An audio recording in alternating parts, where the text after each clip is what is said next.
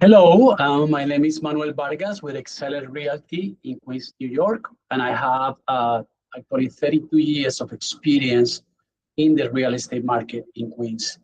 And today I'm going to answer one of the most common questions I get from homeowners.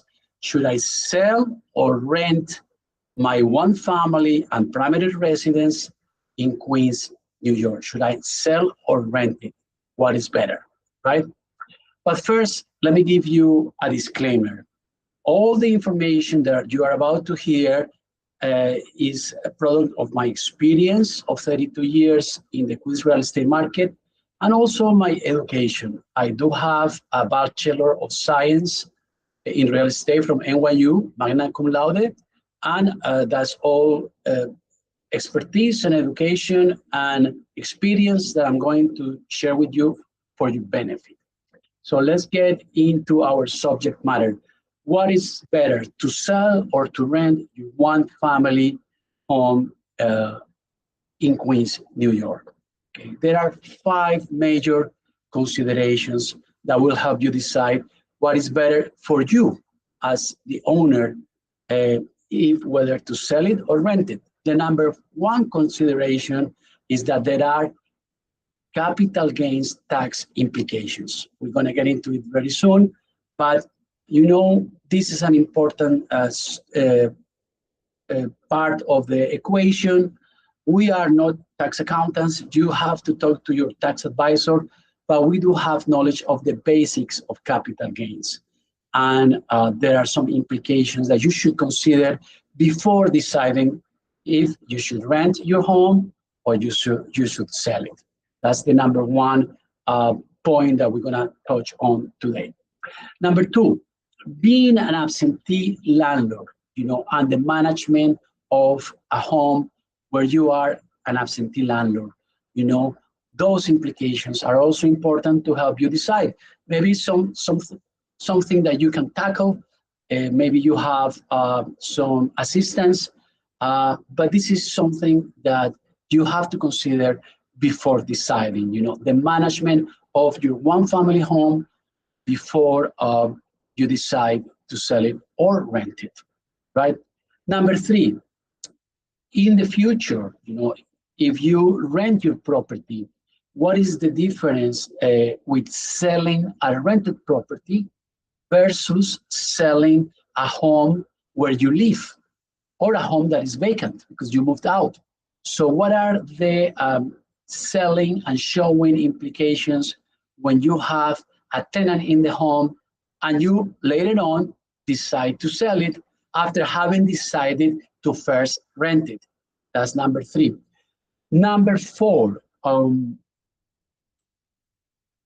how does your selling of the home impact your other decisions, meaning opportunity cost? What would you do with the money? What would you buy? Where would you go? Where would you invest the money? How would you use this money? Or how much rent can you collect from your property? And what is better for you at a certain point in your life? That leads me to the last point or the last consideration that will help you decide what is better, if to sell it or rent it. And those are your own personal reasons. What life events are triggering you to wonder what is better, to sell or to rent the house where you're moving out?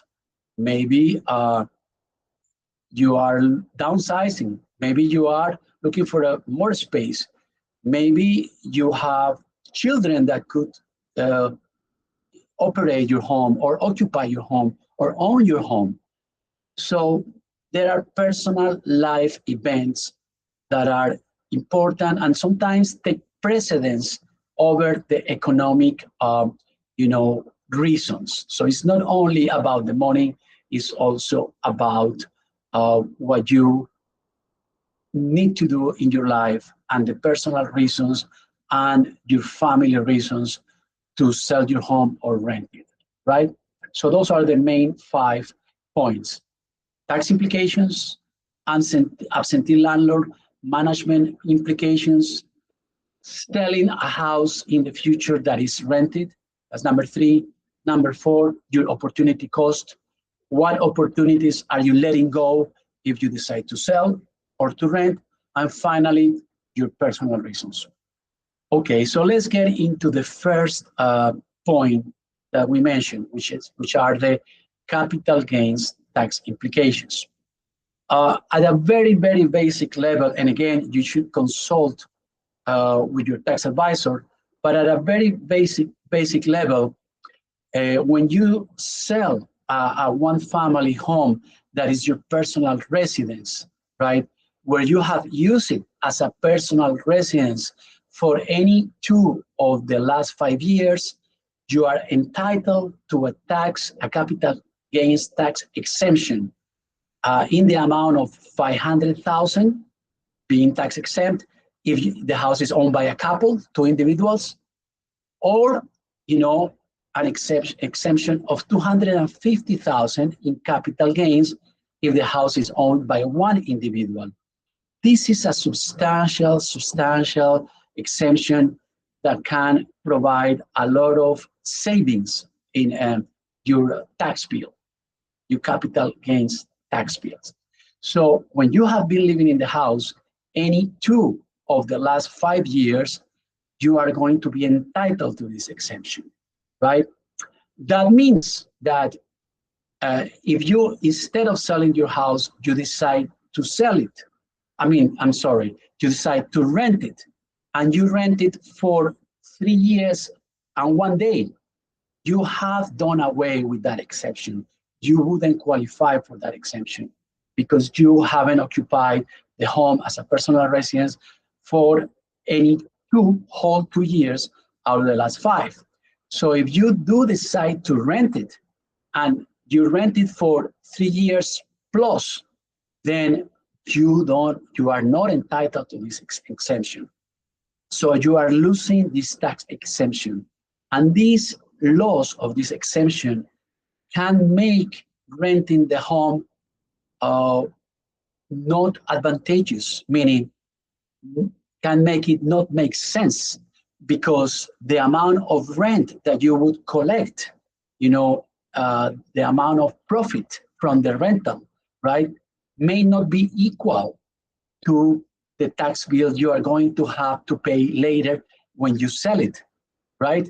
So at a very basic point, remember that when you have a personal residence and you have used it for any 2 of the last 5 years as a personal residence, you have a substantial tax exemption on the capital gains.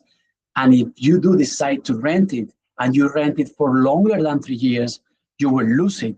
Therefore, making this rental profit from the rent not being able to compensate for the taxes that you will have to pay when you decide to sell it.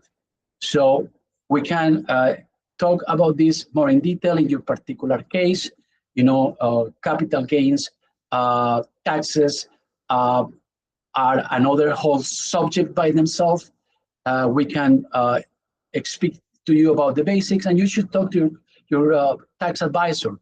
But remember, if you are deciding whether to rent it or sell it, your capital gains exposure are an issue, are an implication that you should consider.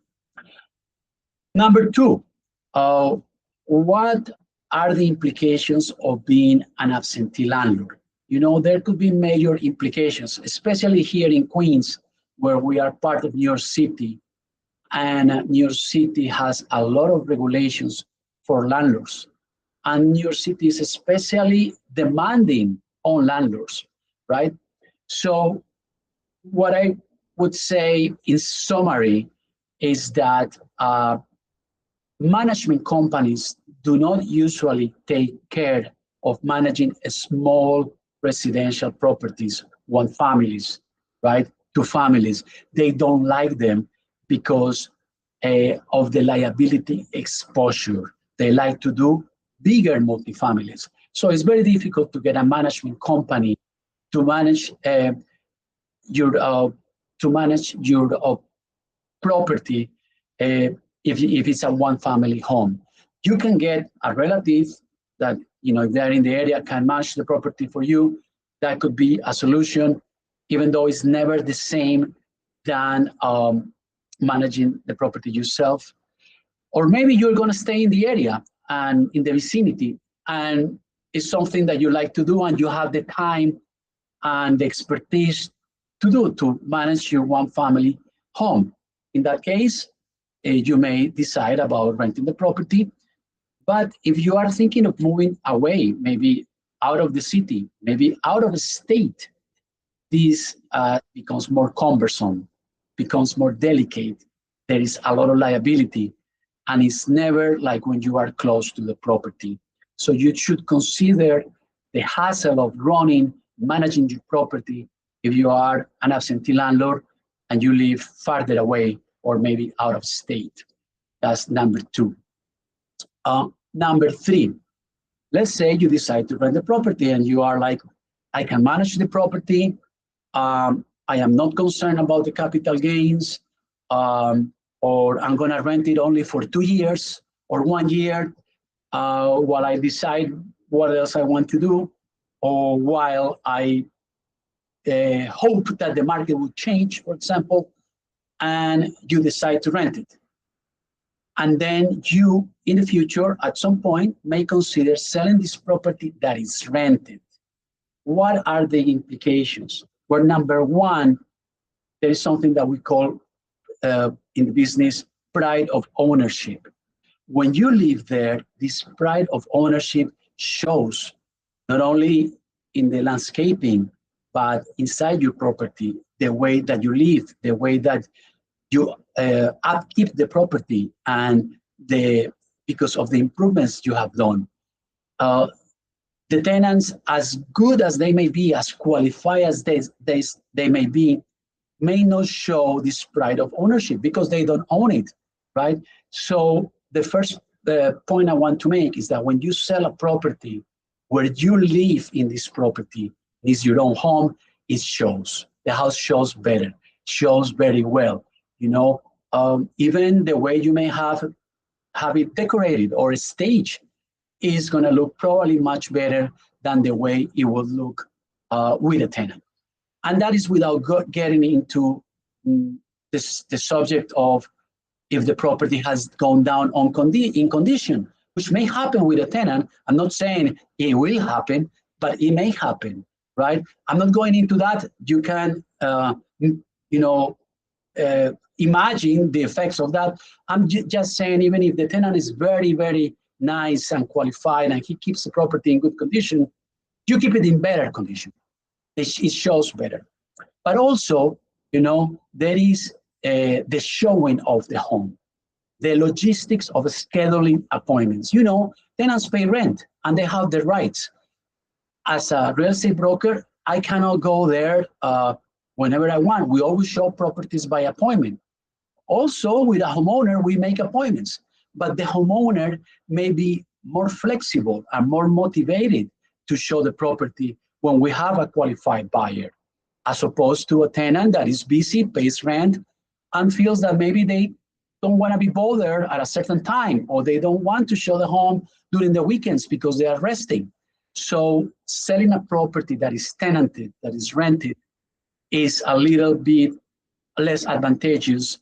The property doesn't show as well, and we cannot show the property that often. Finally, if the property is rented, most likely a one-family home, 80 or 90% of the buyers are users, are people that are going to live in the home. The other 10% may be investors. Those are a minority in one-family homes in Queens. Most of our buyers that buy one-family homes, they buy the homes to live in. So here is the final point of this section of selling a tenanted home. You are going to be into the predicament of vacating the home, telling your current tenants to move out. And there are some implications that I am assuming you are familiar with. The tenants may not be able to find a home on time. They may not feel inclined to move as quickly as you may want to realize the sale of the property that you want. So this is also a consideration when you want to decide whether to sell or to rent the home. Number 4, opportunity cost, right? If you decide to sell the home versus renting it, what are the rents doing in Queens? Are the rents going up? Is your house paid off? And are you going to make a very handsome profit from the rental of your home?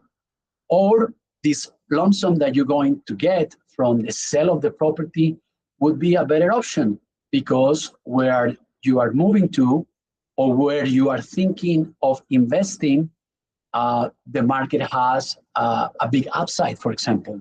Or perhaps because you have been presented with a very good investment opportunity, real estate or otherwise.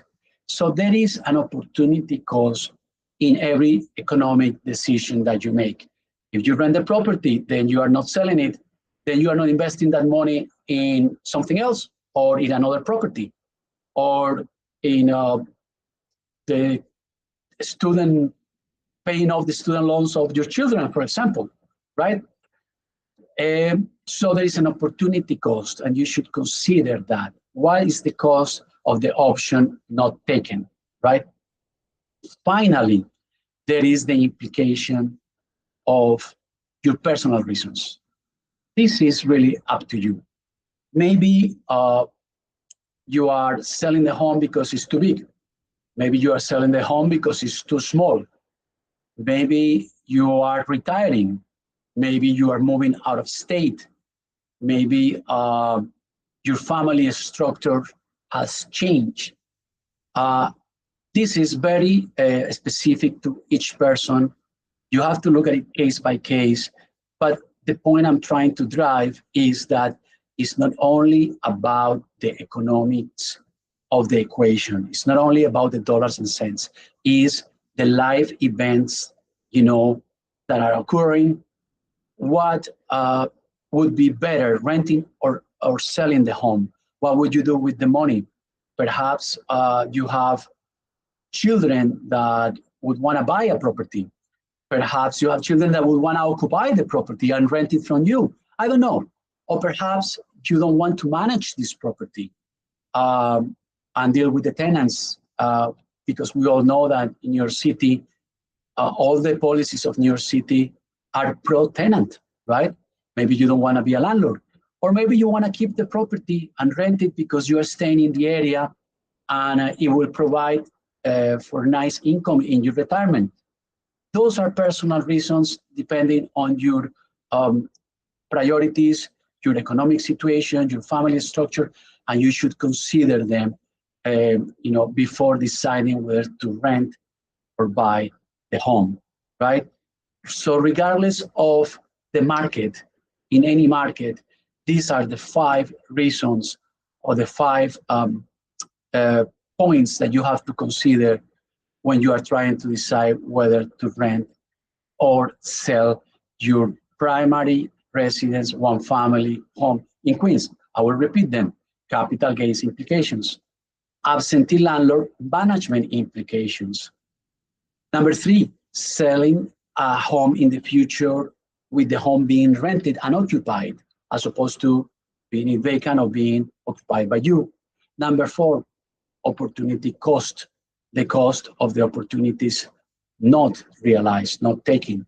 And number 5, your personal life events. This is what matters most to you, your family, the stage that you are in your career, right? These are specific to you and makes you realize that it's not only about the money. Thank you very much for listening, and I will see you in our next video.